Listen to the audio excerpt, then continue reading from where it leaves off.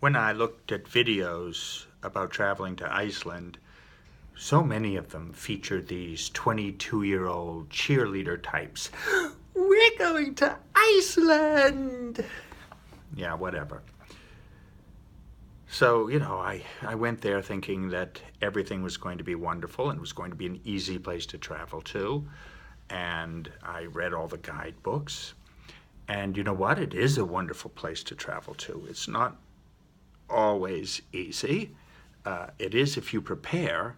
And I have to say, the guidebooks were thorough, but there were certain things I just wasn't prepared for.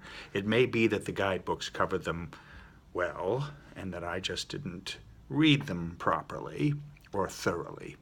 But there's a few things I would like to talk to you about today before you go to Iceland to prepare you.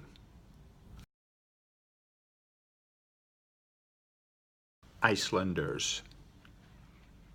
The guidebooks all tell us how warm and friendly they are, and many of them are warm and friendly, and some of them are not.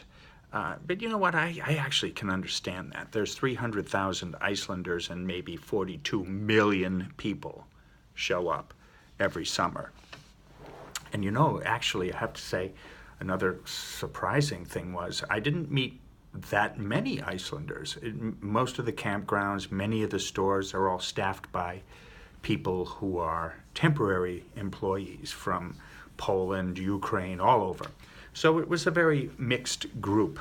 But, I got the feeling that Icelanders are a little overwhelmed with the influx of tourists. And honestly, I can't blame them. Well, as an example, can you imagine being the Icelander who makes the gruesome discovery that there's a need for a sign like this?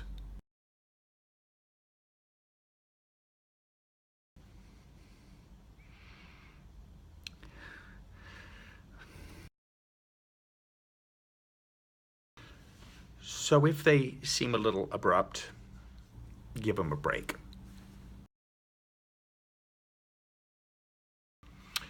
Those fluffy white things that you'll see a lot of,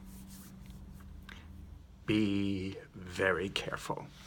I worried about hitting a horse. I don't know why. I somehow got this idea from guidebooks that horses were prancing all about, running across the road. Not at all. Sheep, on the other hand, seem to be only beside the road. They've got thousands and thousands of vast, desolate wasteland to graze in, and they're 2 feet from the road. We were told by our camper van rental people that if we strike one of those white, fluffy things and kill it, we are going to owe the farmer the equivalent of $700. That seems a bit steep for a white, fluffy thing that doesn't know enough to stay out of the road, but that's the way it is, so.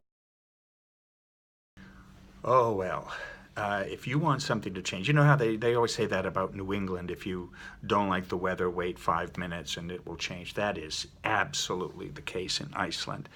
All the guidebooks say it. Everyone tells you about it, but you really are not quite prepared until you get there. And trust me when I tell you this, trust me, it can get very cold. I don't care if it's mid-July, that's when I was there. And there was one night I might as well have been in Nome, Alaska in January.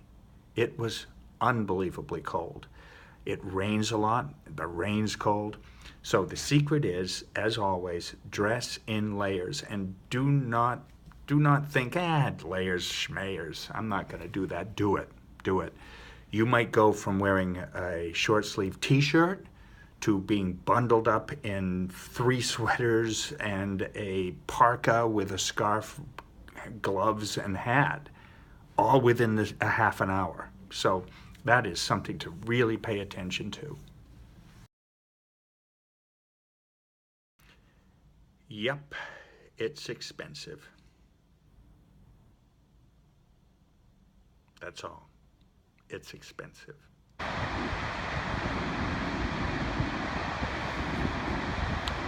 I would also say Iceland is a very easy place to be healthy in. You know, you drink this water. Let me give you an example of the water. Buy, if needed, 1 bottle of Icelandic water that's sold for ridiculous amounts. When that's finished, use that same bottle. You can fill that bottle in any running tap anywhere, or like we did, right at riverside, streams, everything. The water is pure there, everywhere. Eating fish, hiking, it's a very easy place to feel healthy. It's also an easy place to die.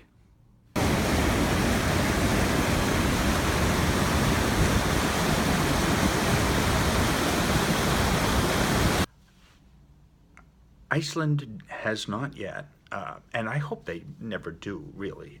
They've not quite gotten around to doing things like guardrails and warning signs.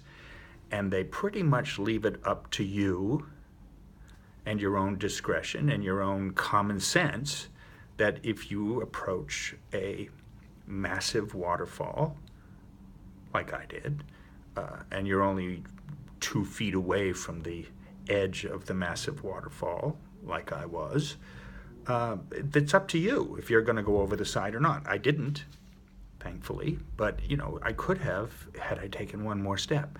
But there's just too much. There's way too many trails. There's too many cliffs. There's too many waterfalls. It's never going to be done. So it's very Icelandic to just do nothing. Just leave the cliff as is and hope that not too many people fall over the side.